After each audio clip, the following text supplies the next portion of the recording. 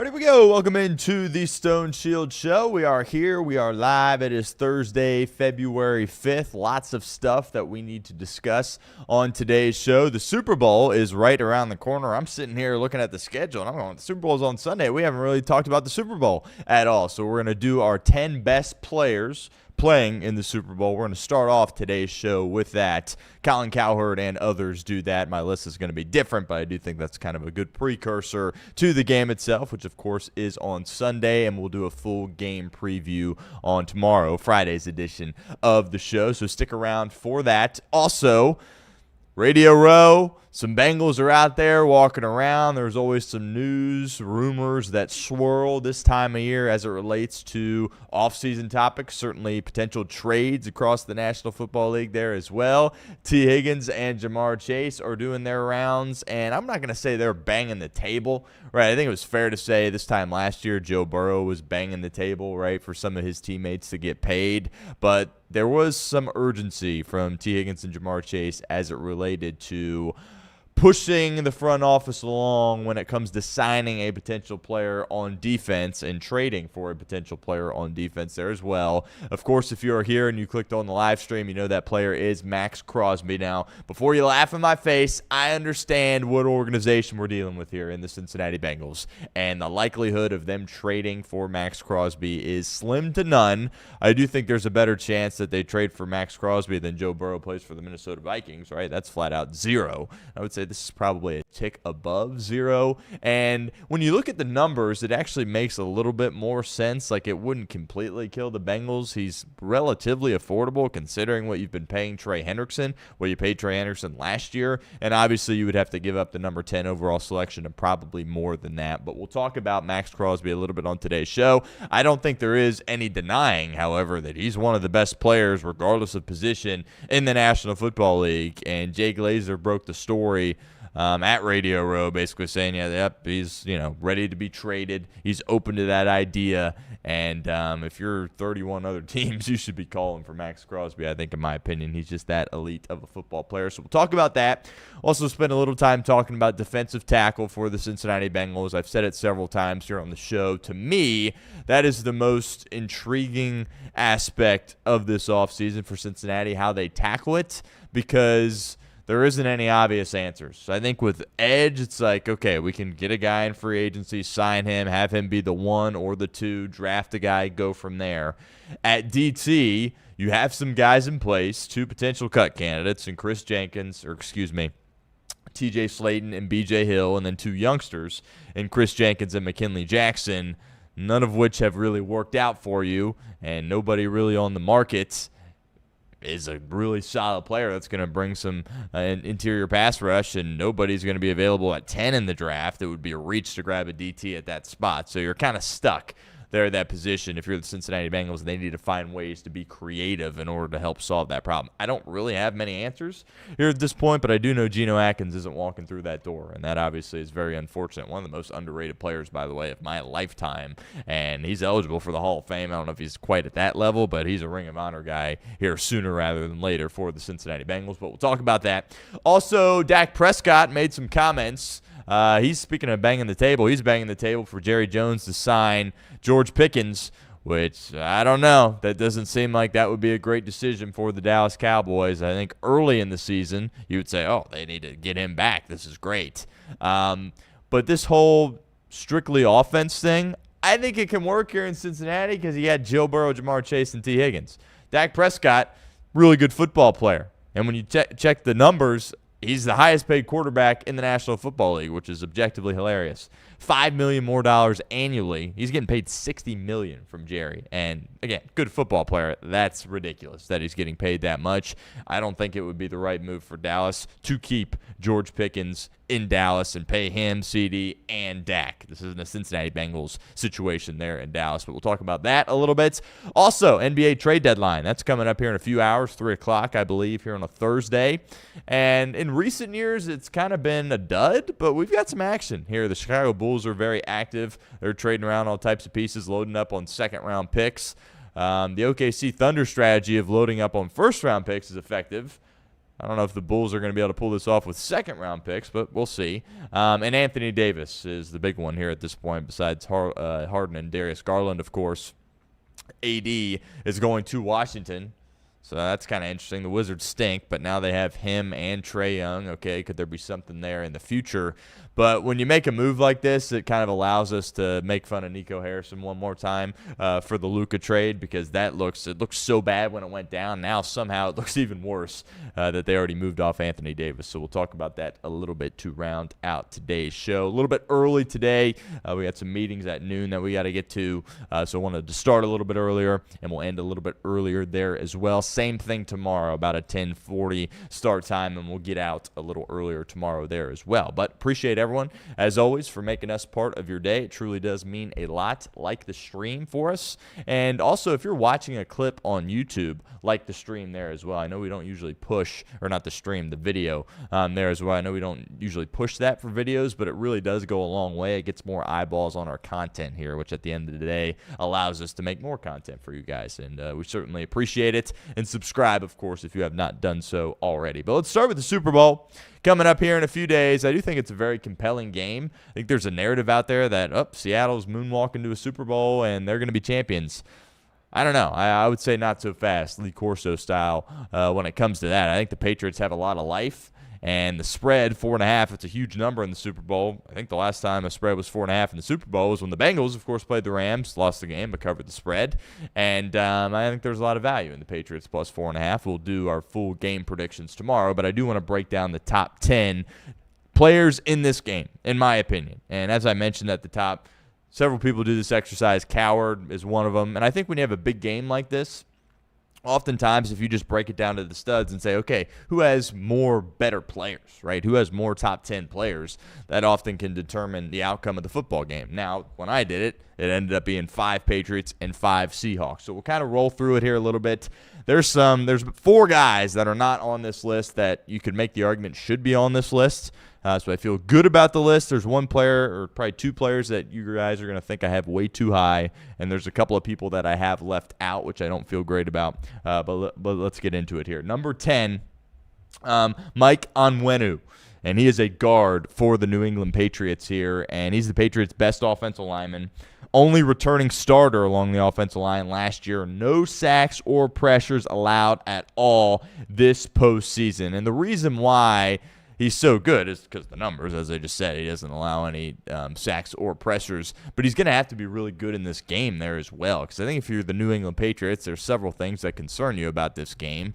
One of which is your tackle play, right? Will Campbell, he's your stud that you took at the very top of the first round last year. And he's had some moments. He's had some good moments. Clearly has a toughness and a physicality about him, but he's had some bad moments there as well. And the Patriots, it hasn't really bit them, obviously, in the playoffs as they continue to win games. But you wonder at some point if it is. Onwenu's got to be tremendous in this game. He has throughout the entirety of the postseason. And I think that probably will continue against what obviously is a very stout defensive front for the Seattle Seahawks. So I'm not going to sit here and act like I'm an offensive line expert. I understand that. But you look at the numbers. The guy's unreal. He doesn't give up sacks. He doesn't give up pressures. They like running behind him there as well, and he's going to have to play really big in the game. And then clearly, regardless of the fact that he's an offensive lineman that most of us hadn't heard of until this week, he's clearly a top 10 player, in my opinion, in this football game. At number 9, this one's interesting. DeMarcus Lawrence. What a year he has had. He led the Seahawks in sacks and pressures, and he's all over the ball at all times. Also had a bunch of fumble recoveries and a bunch of forced fumbles. And, when he left Dallas, I think people just kind of assumed that, Tank Lawrence, he's washed, it's whatever, he's going to Seattle, and, he'll play a little bit and eventually get phased out in a year or two, and that'll kind of be it for his career. Not the case at all. I mean, it's not the Legion of Boom here. I forget what their nickname they've given themselves is, but he's like a focal point of their defense and what they do defensively. Again, he's always around the ball, forced fumbles, recovering them as well, getting pressure on the quarterback, sacking the quarterback. I think Drake May is going to have to really account for Tank Lawrence in this game. So you got to give John Schneider a lot of credit right? I feel like a broken record saying that. But, I think when he signed with Seattle, we all were like, okay, whatever. That's not going to do much. And now he's a huge piece and a huge reason why they're in the Super Bowl, and they're going to need him to have a big game on Sunday nights, and he's going to have some favorable matchups working against those tackles, which I think are kind of a weakness for the New England Patriots here at this point. It'll be interesting to see how they handle him, if they double team him at all, or whatever the case may be. But pretty clearly, I would say he is the best pass rusher in this game, certainly from an edge perspective, and I think he's clearly a top 10 guy in this game. I got him at number 9. At 8, Stephon Diggs, right? Stephon Diggs obviously was great in Minnesota, great in Buffalo, and then recently we haven't really given him a ton of credit, right? And he's one of 2 players that a lot of people laughed at when New England signed him this offseason. We'll get to the second one here in a little bit, but they were like, oh, that's an overpay, right? Stephon Diggs, he's washed, right? We know about the off-the-field stuff, the incident on the boat right before the season and the suspicious substance in the bag. It's like, well, what's going on here, Stephon? We're about to play pro football here in a couple of weeks, and you're being an idiot on a boat. I get that. The Cardi B stuff, objectively, is pretty funny. Just having her at the games, and obviously she's there with Stephon Diggs. But as far as on the field, he's been really good, right? And talk about versatility with some of these other guys. I think that's what Stephon Diggs brings to the table, right? You can line him up different areas. You want to line him up in the slot? Okay. Line him up on the outside? Okay. He's got the full route tree. He's got great hands, too. I mean, he's made a couple of catches. I remember in I think it was the Texans playoff game where there was a tight window. It was a great ball by May, but it was all types of traffic, and most guys, that gets knocked out of their hand, and he was still able to hold on to the football. So you can say what you want about Stephon Diggs. Is he as good as he was in his prime? No, but I think we all thought, oh, what's New England doing here? You just paid way too much money for a guy that's over the hill a little bit. No, it's worked out great. And again, the versatility, the big play ability, the big moment ability. Like, he's been in several playoff games, and he's played really, really well. And he's going to have to play well again in this game for New England. But, I think clearly Stephon Diggs, the top 10 player in this game. At 7, now we get to some of the interior defensive linemen for New England, and you've got to understand that the Patriots have the number 1 rush defense in the league, and I think that's something that's been under-discussed a little bit when you're talking about this game, because I think there's a narrative around the game where it's like, yeah, Sam Darnold, he's just got to go out there and not make mistakes, and he'll be all right. Now, Seahawks can run the ball, obviously, with Kenneth Walker. We'll talk about him in a second, but there's a world here where Sam Darnold's got to play an actual game. Right, he's got to play good football, and he did that against the Rams. I'm not disrespecting him at all, but it wouldn't surprise me if they had struggled running the football against New England a little bit, and the big reason why is there are 2 big guys in the interior. Christian Barmore had a great year, was great at Alabama, gets drafted, and he was a part of some bad Patriot teams, so no one really was talking about him, and he's been great, and he also provides some pressure from an interior perspective. It's so hard to find guys like that. We'll talk about this later in the show with the Cincinnati Bengals. They haven't had it since Geno Atkins, but to get a guy that can be in there and be a run stuffer and also be a threat to get to the quarterback, slim pickings. Not very many people in the league are like that. Christian Barmore is, as is his running mate, Milton Williams. So I got Barmore at 7 and Milton Williams at 6. Those guys are foundational pieces, core pieces to this Patriots football team, and obviously their defense there as well.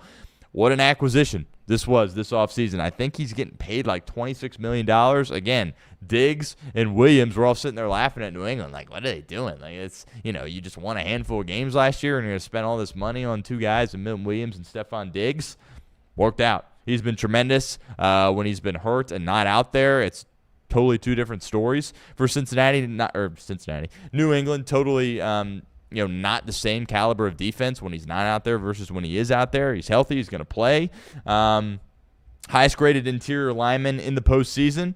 And again, we all thought he was overpriced, and we all thought it was way too much when they went out there and got Milton Williams. But if New England's going to win this game, their strengths are going to have to be their strengths again on Sunday, right? And Barmore and Williams are a huge reason why they are in this game. They both have to play well, slow down Kenneth Walker from an interior perspective, and try to get some pass rush on Sam Darnold. It's one thing as a quarterback to deal with it from the edges. You can step up in the pocket, maneuver around that way, and we all know how athletic Sam Darnold is. But when you got it right in your face, it can be very difficult to continue to survey the field and get out of harm's way, and we'll see if Darnold's able to keep up with that. But they've got some – Zabel, of course, is a great rookie interior offensive lineman for Seattle, but he's a rookie. How's that going to look like against Williams and Barmore? We'll see. But I've got those two guys 6 and 7.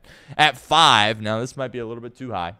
I understand that, is Christian Gonzalez. And, I feel like he's one of those guys that's just under-discussed a little bit. And when you look at New England as a team, that's kind of how their whole team is, right? Because they're in this game. They've only won a handful of games the past couple of years, and everyone is just like Vrabel and Drake May, which I get it. Those guys deserve a ton of credit. They deserve probably the most credit out of anyone. But they've got some good players. This doesn't just happen, right? I understand, right? They caught a break with the schedule. That's what happens when you come in last place. You get a fourth-place schedule. They took advantage of it. Credit to them for that. But Gonzalez, to me, is really under-discussed when it comes to some of the best corners in the NFL. He got beat early in the game against Denver, I think twice, and they hit the deep ball on him there, the one good play from Jarrett Stidham. And then from then, he was lights out. The weather obviously was an issue, had the interception to seal it. But he's been great throughout the entirety of the postseason. The biggest question for me is how will Mike Vrabel deploy Christian Gonzalez in this game? Because what Bill Belichick always did and made a living out of doing this is when he was in a matchup, especially in these big games, he would take away your best option, right? He would say, you're not going to beat us with your best option. The other guys are going to have to beat us. And again, he made a living out of doing that. So what do you do with Gonzalez as it relates to Jackson Smith and Jigba? We'll get to JSN in a second. I think he's clearly the best player in this game.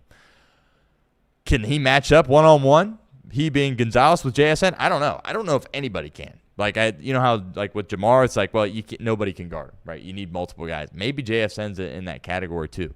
I don't know. So it'll be interesting to see if they try to put Gonzalez on JSN or if you just put him on a different receiver for Seattle and then double-team JSN the whole game. I don't know. That would be fascinating to see. That'll be a little bit of a chess match there between these two coaches. But I think Gonzalez is a great player. Do I have him a little bit too high? Maybe, but part of it's me projecting a little bit. I think he's going to have a really good game on Sunday. 4, this one's big. Right before we came on the show, there was a report that Nick Emanwari hurt his ankle in practice. And as we're doing this live, I have no idea how serious it is. That is a massive blow for the Seattle Seahawks. And I'm going to try not to get fired up here when we do this part here on Emanwari because I was sitting here banging the table. Oh, Cincinnati, you should draft him. Thought you could draft him at 17 overall, right? He ends up going in the second round. Clearly the best second-round pick. He's one of the best draft picks of last year's class. And again, doesn't take a rocket scientist to figure that out. You see him out there for a couple of plays and you go, oh, wow, this guy's huge. He's long, he's fast, and he can tackle. Just your ultimate chess piece, Kyle Hamilton type of player. He's unbelievable. If he can't go or if he's not close to 100%, that is a huge loss for the Seattle Seahawks. I got him at 4 in this game, 4th best player in this game. I don't think that's crazy at all. I think you can make the argument it's even higher than that. This kid is the absolute real deal, and you feel for him. I have no idea how serious this ankle injury is. McDonald said we'll just kind of see what happens here and see what's next with him. Hard to believe that he would miss the game, right? I mean, they'll try to do whatever they can to at least get him out there on the field. But if he's not moving around like we're used to him moving around, that is a massive break for the New England Patriots. And we'll see. But he's a terrific player. He's so versatile, right? He can get sacks. He can cover, line him up anywhere. Unbelievable player. Opportunity to be a Bengal. He's not. 4th best player in this game. 3, Drake May. His role in this game is different than Sam Darnold's. I know I just said with Sam Darnold that he might actually have to play a real football game here. We know Drake May is going to have to play a real football game, right? He's going to have to be really, really good. There is not a world where New England wins this game where Drake May is mediocre to bad. Can't happen. And he has it in him, clearly. I mean, this is a guy that, you know, if you didn't watch all year, you're like, well, he's just kind of stunk in the playoffs. Like, well, why is everyone talking up Drake May so much? He hasn't had to do much in the playoffs. All the games have been bad weather. But throughout the regular season, this dude was lights out, right? There's a reason why he's going to be the runner-up to Stafford in the MVP. It was a heck of a year. And he can do it all, right? He's mobile. He's tough. His deep ball is incredible. He's big on money downs, 3rd and 4th down. He can use his legs. You would think that he's going to have to do that a little bit more in this game. Didn't have to do it against Houston, did have to do it against Los Angeles, and Denver, of course, won the game, the final play of the game, on the first down with his legs. I think if I'm Josh McDaniels, I'm using that, right? Has the shoulder. Again, we don't know how serious that is. Is that something that's going to hinder his ability? We'll see. But Drake May, the talent is through the roof.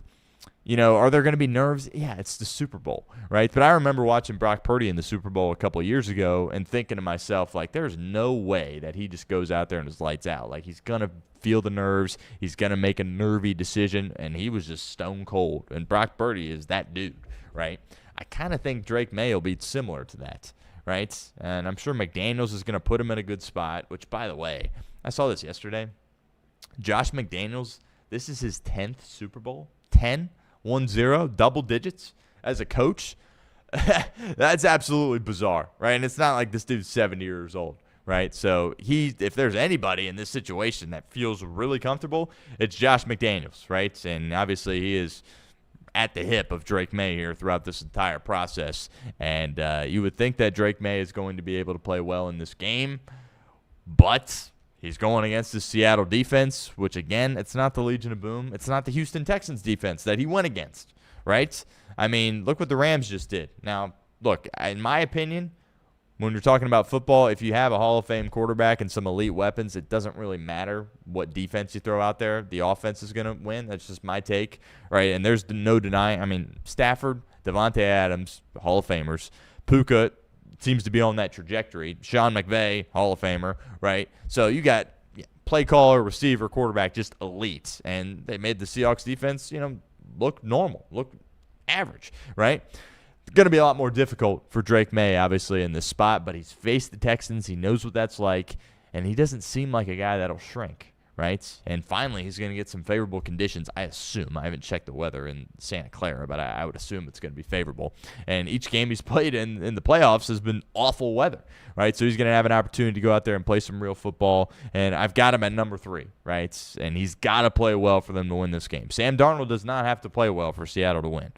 Drake May does for New England. Now, 2 more guys, and then we'll get to the guys that I left off this list. But at 2, Kenneth Walker. I loved him when he was at Michigan State.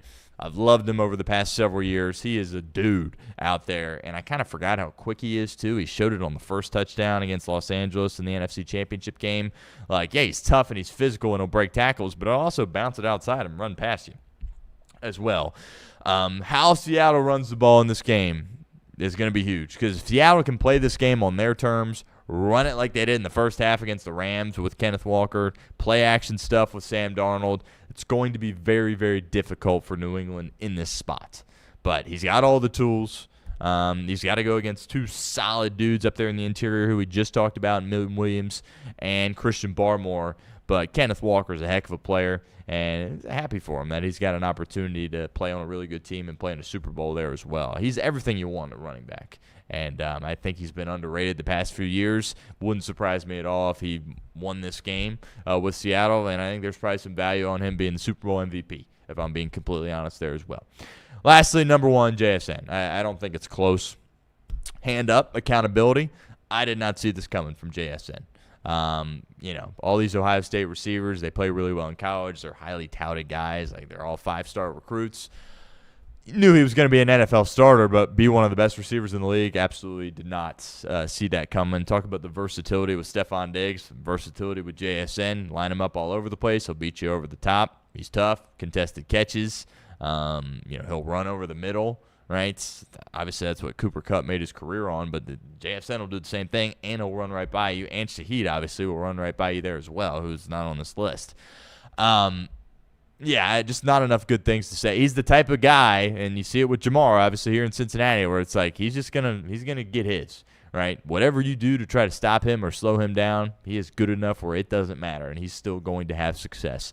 And if Darnold can get him the football and make good decisions, I would expect JSN to put up some numbers in this game.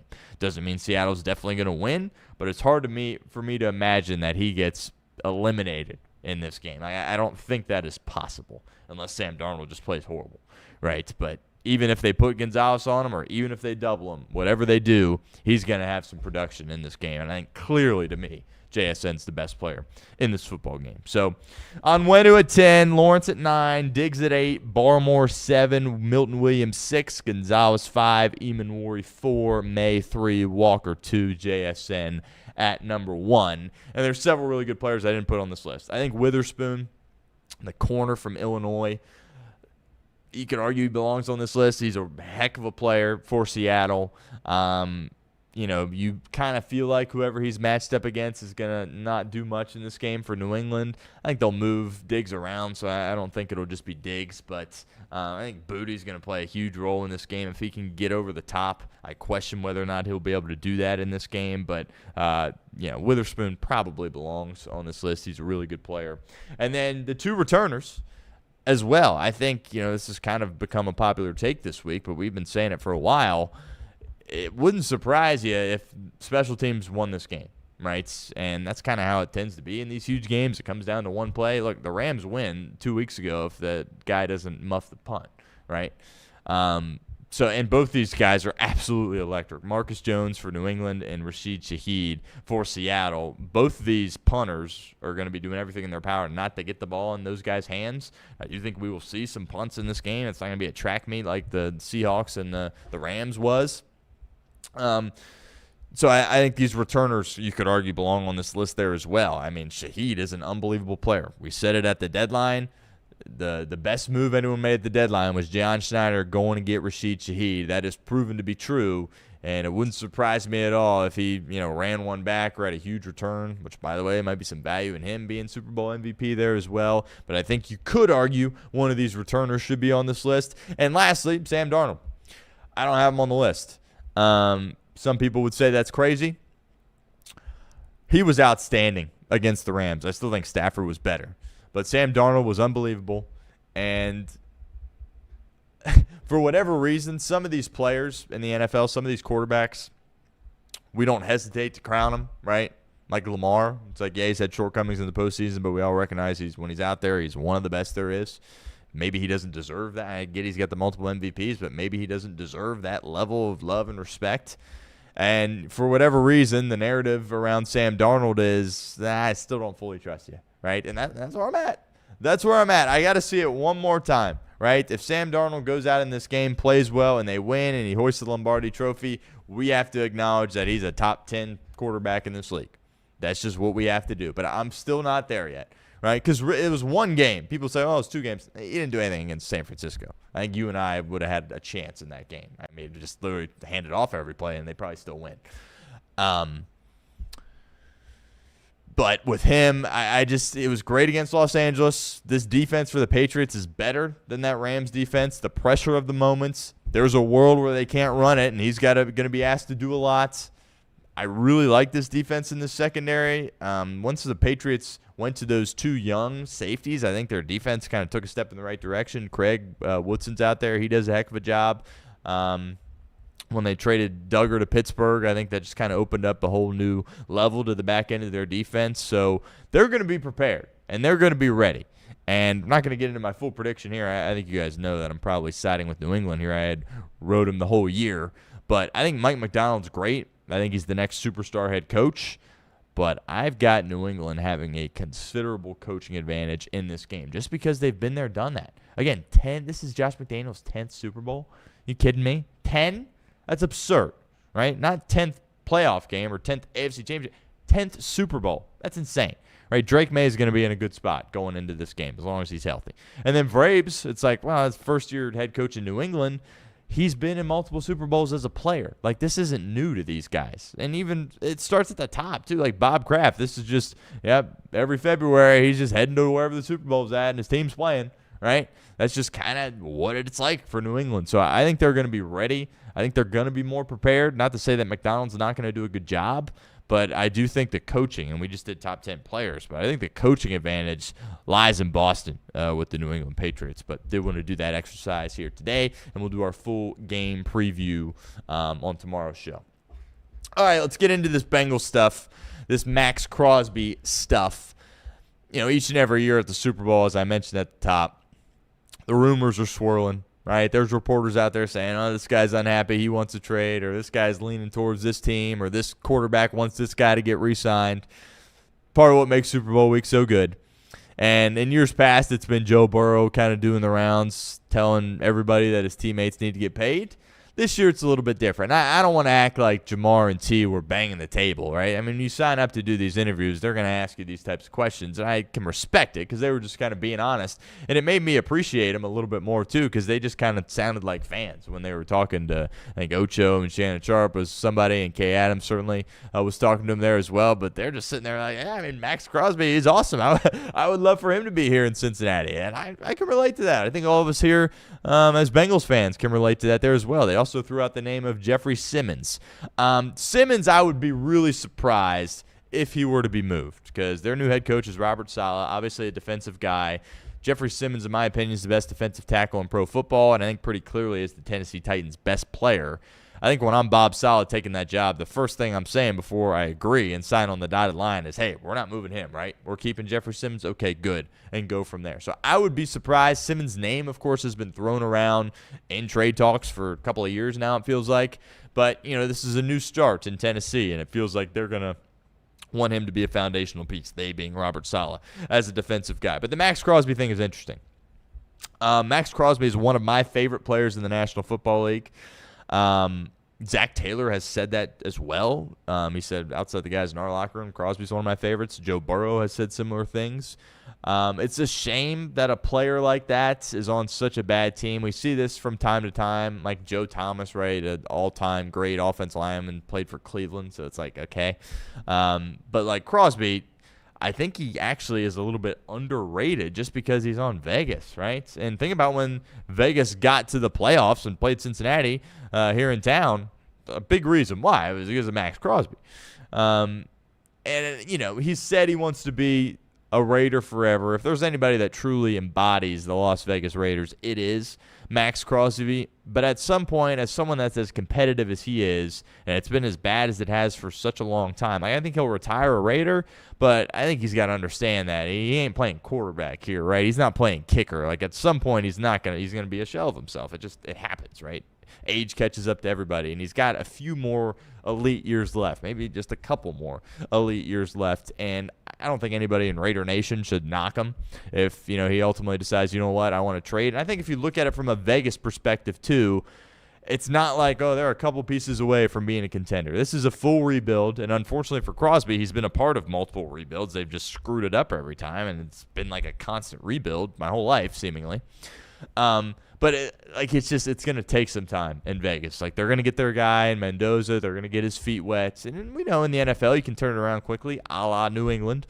But that's not happening in Vegas this coming year, right? And they need to load up on some more picks, right? And if they can get somebody in the top 10 to trade, and all of a sudden you take Mendoza at 1, then you get another top-of-the-line pick, I think that would be very advantageous for the Las Vegas Raiders. And Jay Glazer's the one that initially reported this on Radio Row.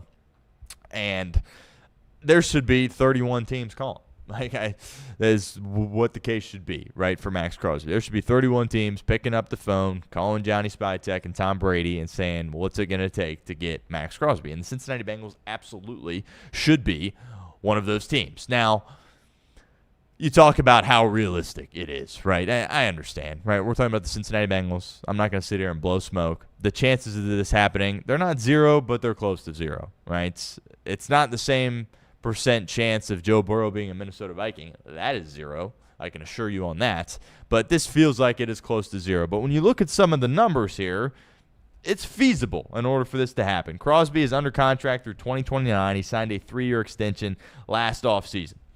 If the Bengals did trade for him, they would be basically guaranteeing him $30 million in 2026, and the final 3 years of his deal are essentially option years that don't have any guaranteed money. So $30 million, you just paid Trey Hendrickson that, right? So I don't think the money aspect of that is a problem at all. Like, you make a sacrifice against the cap to get him, yes.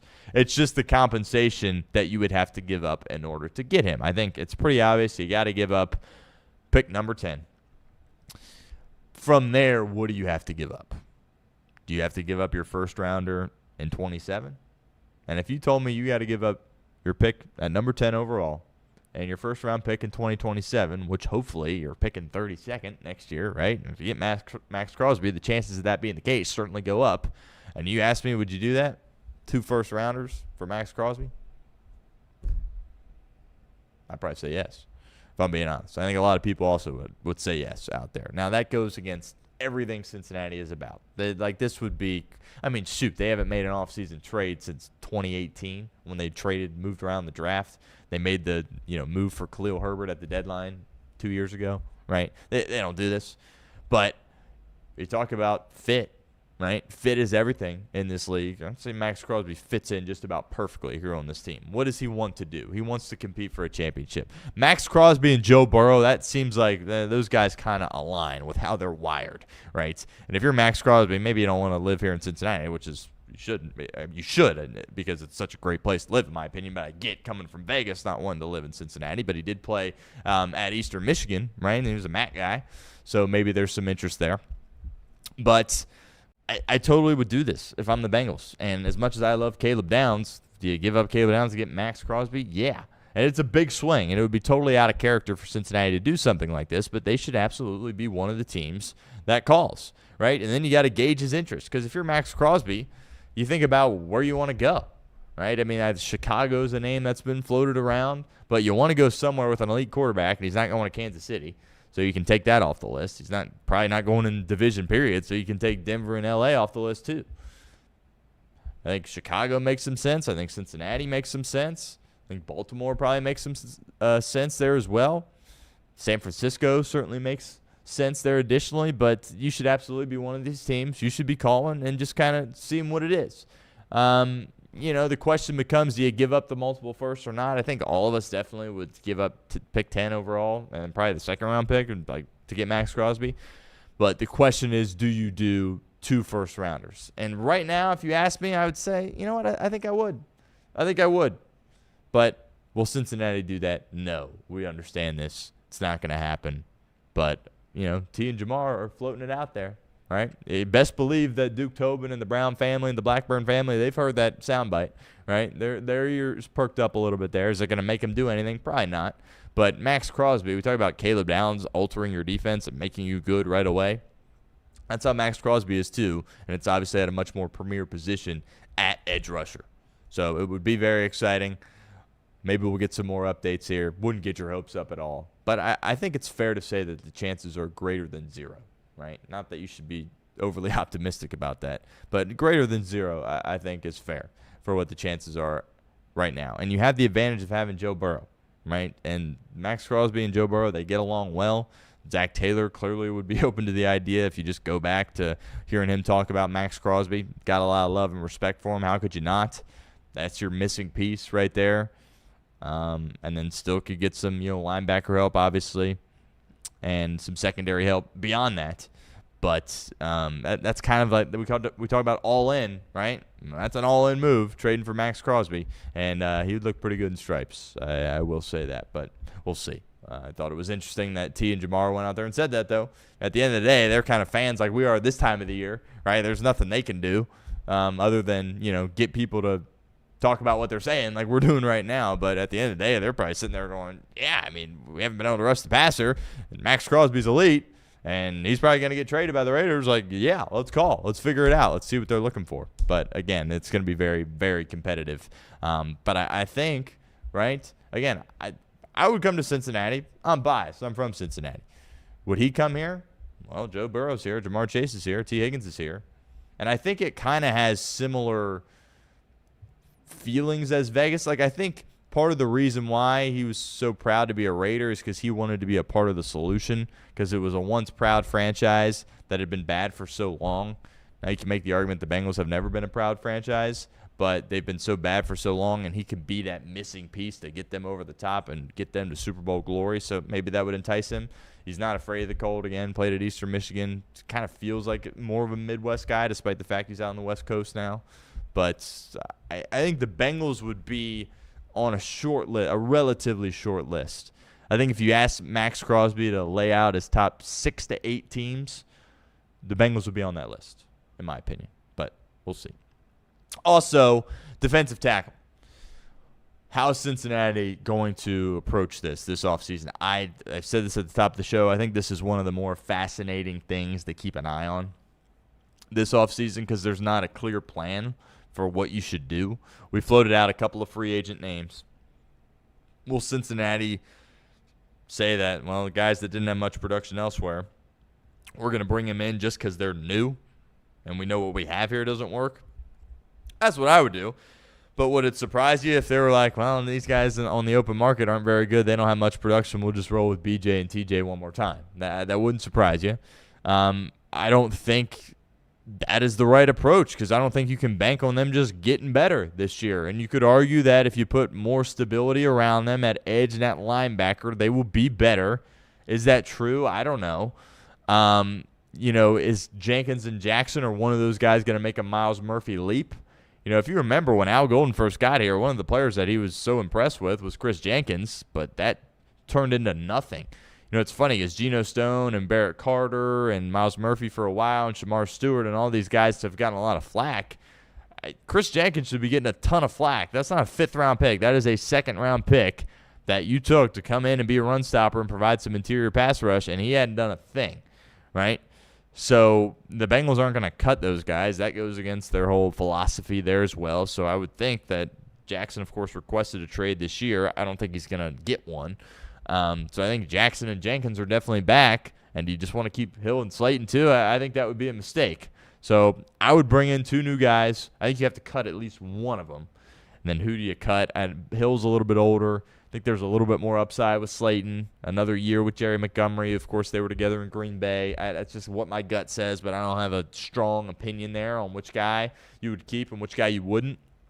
But when you look at the draft and free agency, it's not like there's a long list of guys, right? Like edge, you feel okay about being able to solve that because there's pieces that are available through the draft and through free agency. Nobody is projected top 10 in the draft from an interior pass rush perspective, right? And if you got the Clemson guy, Peter Woods, that would be an absurd reach at 10. And then at the second round, are you going to get anybody that can come in and really be a game changer for you? And there's nobody in free agency. There's Franklin Myers for Denver, but he's kind of in a spot where he's the only really good player at his position in free agency. It's going to be a gross overpay for him. Cincinnati's not interested in doing that. So where do you go from here? Because Geno Atkins isn't walking through that door.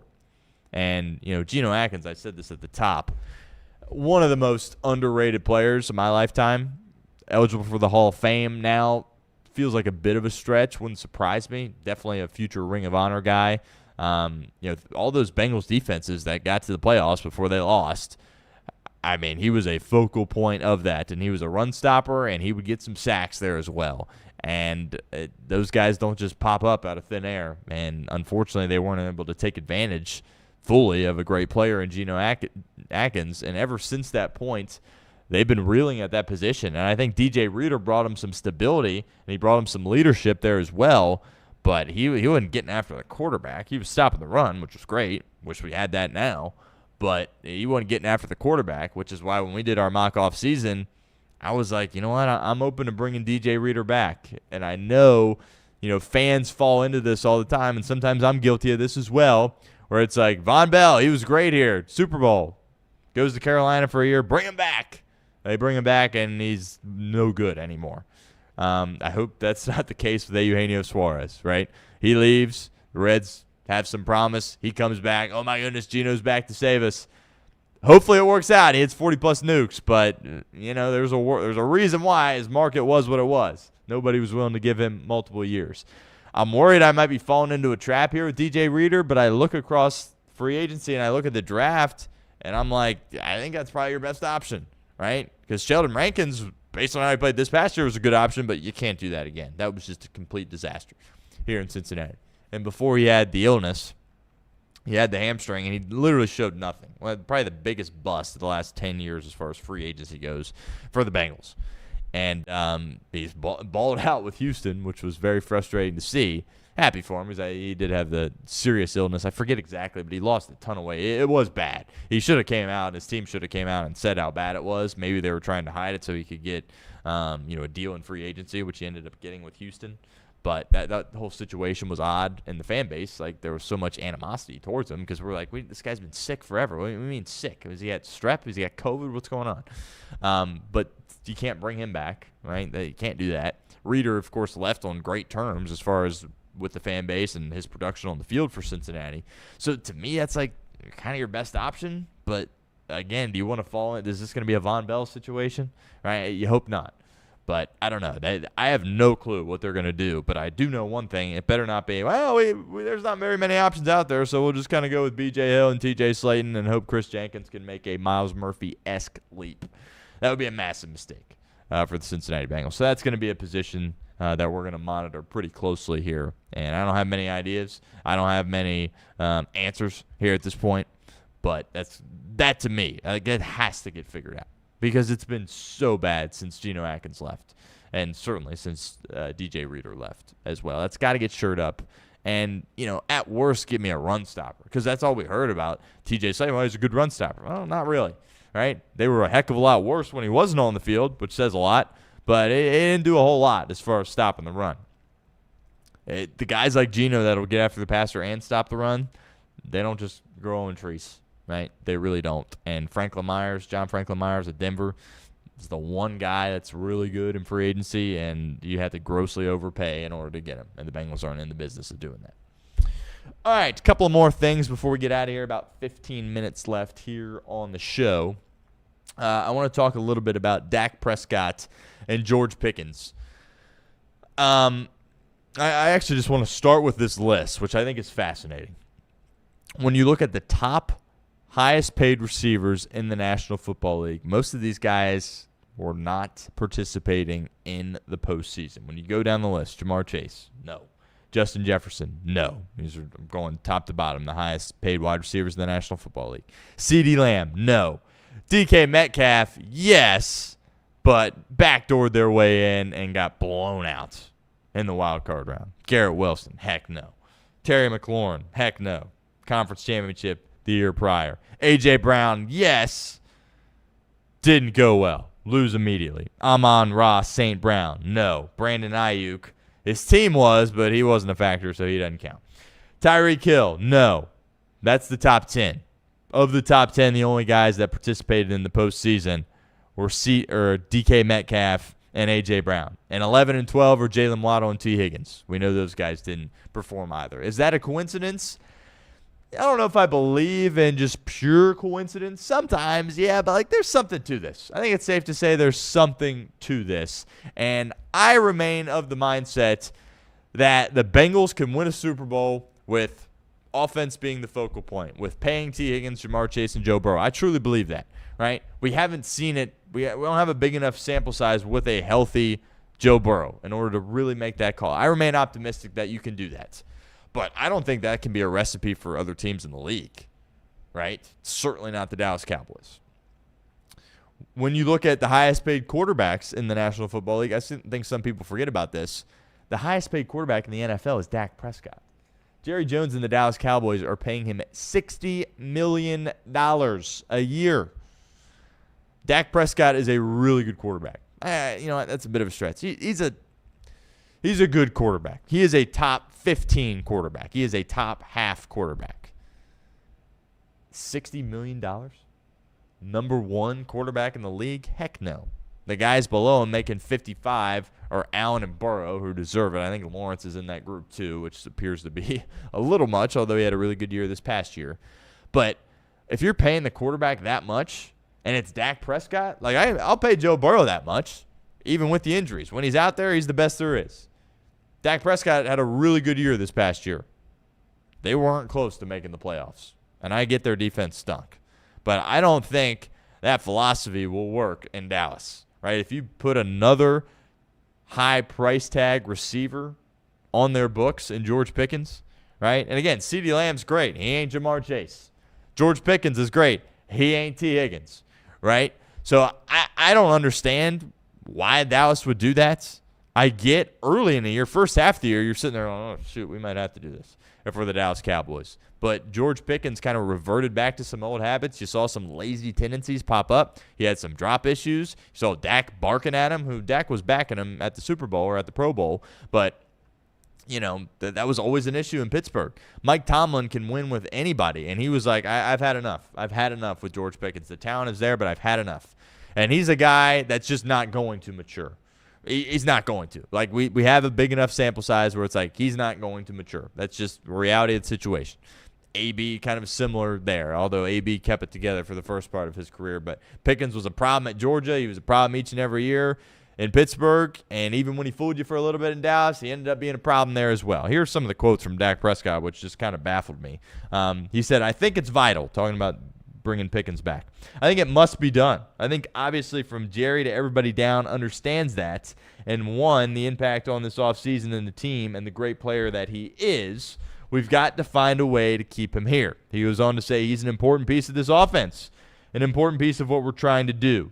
So leave it to those guys. But obviously, if I need to get involved, I've said it before, I will. But confident in Jerry and everybody who makes those decisions to know how much he means to us. Dak Prescott usually says the right thing in front of a microphone, but I don't know. You might want to sit this one out, Dakota, because I don't get it at all. I mean, the Cowboys, are they ever going to figure this thing out? Probably not. It's the Dallas Cowboys, right? They're not the Browns or the Jets, right? They're going to win some games, and they're going to score some points, but they're going nowhere. I think it's safe to say they're going nowhere fast.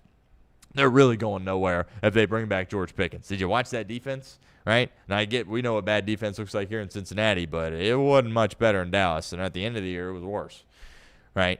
So, again, it's not like you're talking about T. Higgins here. T. Higgins showed up every single game. When healthy, of course, was a great teammate. Did everything in his power to be an unselfish guy. It's not easy to play with a guy like Jamar Chase. T. Higgins could go somewhere and be a 1. And not even, he could go a lot of places and be a 1. Right? But he's been nothing but a great teammate. Says all the right things. Is tough. We questioned that a little bit early in his career. You can't question that at all now. T. Higgins is a tough son of a gun. Right? So he checked off all the intangible stuff there as well. Pickens ain't checking those boxes, right? And when he's on and he's playing at a high level, the beginning of the year in Dallas looks great, but he's going to garner a sizable deal. And again, when you look at all these top receivers getting top receiver money, I don't think that's pure coincidence. There's something to that, right? It sounds like I'm contradicting myself here, but I think it's different with Joe Burrow. Like Joe Burrow and Jamar Chase and T. Higgins, okay, they're so elite, you can win with that. But Joe Burrow, T. Higgins, Jamar Chase, that doesn't compare to Dak Prescott, CeeDee Lamb, and George Pickens. And no disrespect to those guys. Good players, but there's levels to this, right? So I don't think that many teams should adopt that philosophy of the Cincinnati Bengals. I don't think it can work for a lot of other teams, but when you have high-end guys that are as high-end guys as Joe Burrow, Chase, and Higgins are, I think you can get away with it. But all these top receivers, as far as compensation, missing the playoffs, I don't know. I think it says a lot. I really do. I think it says a lot. So we'll see what Dallas ends up doing. But the fact that Dak is out there and banging the table for it, I don't know. Things could get ugly in Dallas here before too long. All right, we'll wrap up with this. NBA trade deadline, 3 o'clock this afternoon. And I think the deadline's kind of, I remember early in my life it was great. It was always crazy. And the past few years it's kind of been like nothing's really going on. This year's been good, right? I think this year has been pretty entertaining from an NBA trade deadline perspective. We talked about Darius Garland and James Harden yesterday. Typical Cleveland, right? Had something good going there and then just hit the panic button and we're like, we're not quite there. Let's trade for a 37-year-old guy that can't play well in the postseason. So Garland's out, and he was a huge foundational piece for their team. I understand he's had some injuries. I understand he hasn't been shooting the rock particularly well. But to go off him for James Harden, and Harden's 37, I don't know. That didn't feel like a good decision there for Cleveland. We'll see. If you're James Harden, you're geeked because you didn't have a chance to win a ring in L.A. with the Clippers. I guess you have a chance here. But, again, it's Cleveland. They'll do some Cleveland stuff at some point down the stretch here. But that was a head-scratching move to me. But the big one yesterday, of course, was Anthony Davis, who was getting moved to the Washington Wizards, which what's going on in Washington? I don't really know because Trae Young, he got the trade from Atlanta and then wanted to go to Washington, and he's went to Oklahoma. Like, he's not from out there. I don't know why he wanted to go there. And now AD's going to Washington as well, and for much of my life, Washington has been one of the worst teams in the NBA. And this year, they're one of the worst teams in the NBA. So we'll see. AD's aging, of course. He's going to get at least one more big-time deal. And when he's out there and he's healthy, really good player. obviously not often fully healthy and fully on the floor for you. But it allows us to bring up the Luka trade one more time. And, these GMs, they're a lot smarter than me and you, right? These front office people, they understand the ins and outs of the salary cap and in basketball, the different aprons, right? And they have these scouting departments. So, a lot of time those guys, they know what they're doing. Not to say that they don't make mistakes. I mean, look across the NFL. You got guys making mistakes all the time. Same thing in the NBA. But I do think sometimes fans will be like, what are they doing? And it's like, okay, they sort of know what they're doing here. This Luka thing was not that, right?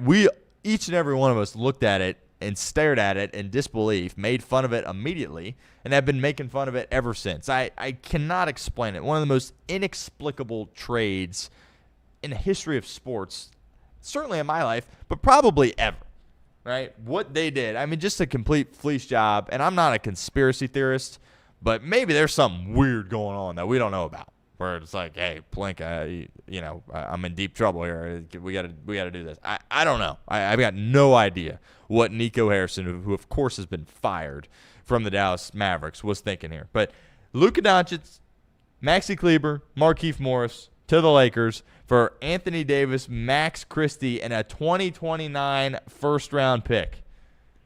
That was a trade. 2029. Again, this was last year, and it was a 2029 first-round pick. You basically traded Luka for AD, right? And AD is however many years older than Luka. And Luka is a flat-out superstar, period, full stop, end of story. And it was less than a year after he had taken your team to the NBA Finals. Obviously, they had lost, but he took you to the NBA Finals. He was the best player on your team, spearheading that movement. Just inexplicable. And now you look at that deal, and Dallas doesn't have AD. So, yeah, they got some picks. They got 2 picks out of this for AD, which is one more first-round pick than you got for Luka, which is absurd, right?